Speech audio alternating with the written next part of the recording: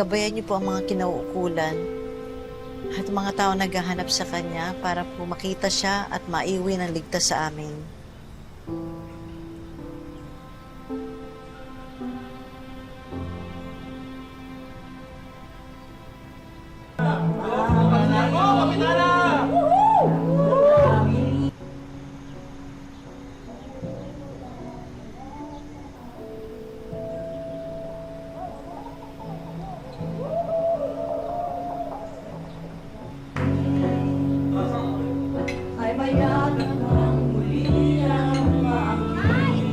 Tito Lorna, ang aga nyo naman mag-inay. Mamaya pa sa loob ng bagong taon na. Huwag ka maingay dyan. Halika rito. Sabay ako. Pagkihin ko na ng labis.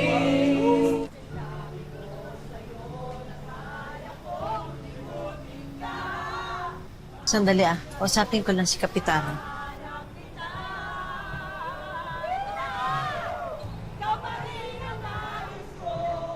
Damang-dama ng puso ko, mahirap na tayain ang isipan ng langit. Kapitana! Kabalin ang hanap ko. Kapitana! Pause mo nga muna, pause mo muna.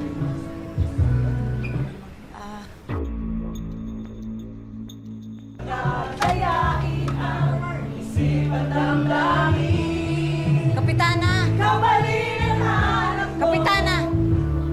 Pause mo nga muna, pause mo muna. Mawalang galang na po Ano na naman Kasi- yan? Alma? Hindi nyo na nga kami pinayagan na magdaos ng pagdadasal dyan sa baba. Pero makikiusap sana ako, baka pwedeng pakihinaan yung boses kasi dinig na dinig dun sa bahay ni Lolo Sito Alam mo, storbo ka na naman eh. Ano bang gusto mo? Pag lugmok-lugmukan kayo, kailangan lugmok-lugmukan din kami. Pag miserable kayo, kailangan miserable rin kami. Ano? Wala kami karapatang mag-enjoy? Alam ko naman na hindi ko kayo kayang pigilan, kaya nga nakikiusap ako na baka pwedeng hinaan niyo yung mga boses niyo para makapagdasal kami ng maayos. Alam mo, ang tigas naman kasi ng ulo mo. Di ba sinabi ko na sa'yo, sa susunod mo na gawin yung padasal mo.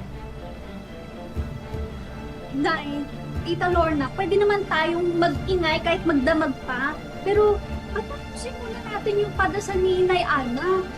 Ibigay na natin tong oras na to para dun sa mga nag-aalala kay Neneng B. O sige. Na matapos na itong kadramahan na to. Bilisan nyo na, tapusin nyo agad yung padasal na yan, ha? Maraming salamat.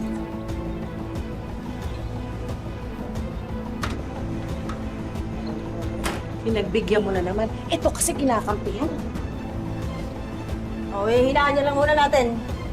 I-play mo ulit. Kayo maingay.